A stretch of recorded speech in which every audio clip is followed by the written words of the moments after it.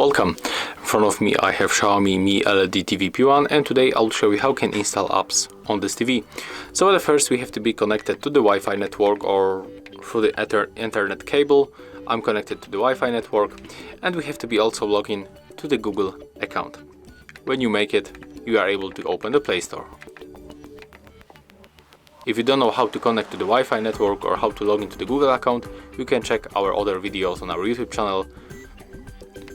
Right now let's focus on the apps. For example, you want to install maybe Spotify.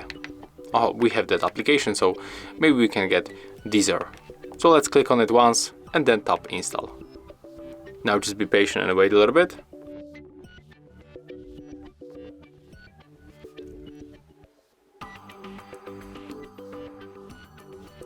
Okay, let's try to open it. As you can see, our app is right here. So right now we are able to log into this account or sign in when you don't have account. So we can sign up by using Deezer.com website. And when you go back to the home screen, you can find this application in this place in the all apps. And I just mess up. We have to go for the apps, not for the patch wall. And here we got the Deezer, as you can see it's right here. When you want to add this application to the screen, you have to go here for the plus and then select it, and it will appear in this place.